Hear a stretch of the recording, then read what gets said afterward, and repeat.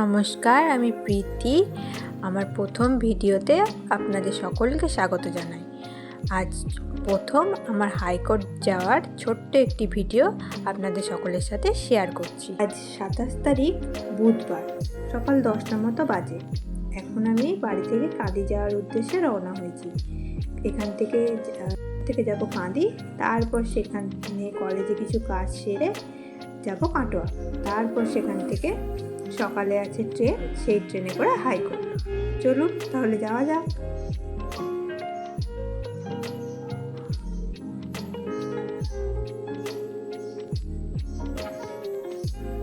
চলে এসেছি প্রায় কলেজের কাছাকাছি। ওই যে দেখছেন দূরে, ওইটি আমাদের কলেজ। এখানে কিছু কাজ আছে, এখানে কাজগুলি সেরে এবার এখান থেকে যাব কাটোয়া। বেরিয়ে গিয়েছি কলেজ থেকে। এবার আমরা যাচ্ছি শালা স্টেশনে। কাঁদি থেকে কাটোয়া যাওয়ার সেরকম তো ট্রেনের ব্যবস্থা নেই, তাই প্রথমে আমরা এলাম শালার বাসে করে। এখান থেকে আমরা ট্রেন ধরে যাব কাটোয়া। তারপর এখানে আজ রাতটা পিঠির বাড়িতে থেকে কাল ভোরে রওনা দেব কলকাতার উদ্দেশ্যে। চলে এসেছি কাটোয়া স্টেশনে। এখন এখান থেকেই যাব প্রীতির বাড়ি। এই প্রথম আমার নিজের জেলা পার করে আজ একা একা অন্য জেলায় পা দেয়। চলুন আপনাদেরকেও সেই অভিজ্ঞতাটা শেয়ার করি।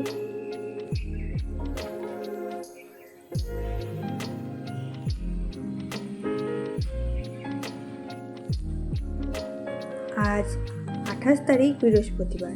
এখন সকাল 6টা 5 মতো বাজে। এখন আমরা প্রীতির বাড়ি থেকে বেরিয়েছি স্টেশন যাওয়ার উদ্দেশ্যে। এখান থেকে আমরা হাওড়া যাওয়ার ট্রেন ধরবো, তাই জেঠু আমাদের স্টেশনে পৌঁছে দিচ্ছে।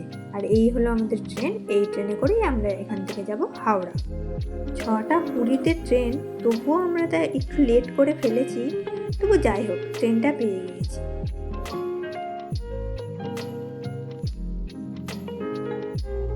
হাওড়া স্টেশনে নেমে প্রথমে ওখান থেকে মেট্রো ধরে আমরা যাব মহাকরণ। সেখান থেকে নেমে আবার কিছুটা হাঁটা পথেই হাইকোর্ট। চলে এসেছি আমরা হাওড়া স্টেশনে। এখন 9:30 মতো বাজে। এখান থেকেই মেট্রো ধরব।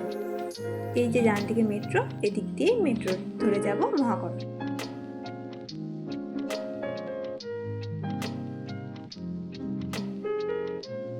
গিয়েছি মেট্রো থেকে, এবার ধরেছি হাঁটা পথ। এই কিছুটা পথ এগিয়ে গেলেই পড়বে হাইকোর্ট।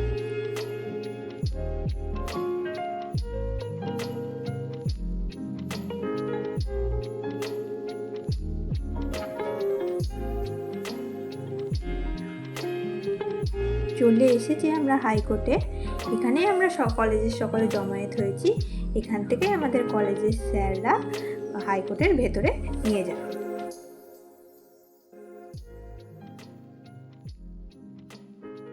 আর এই হলো হাইকোর্টের ভেতর চত্বর। তবে জাজের রুমে তো আর ক্যামেরা নিয়ে যাওয়ার পারমিশন নেই, তাই সেইটি আর রেকর্ড করা হয়নি। এখানেই আমাদের দেখানো হবে যে কিভাবে মামলাগুলি করা হয় হাইকোর্টে।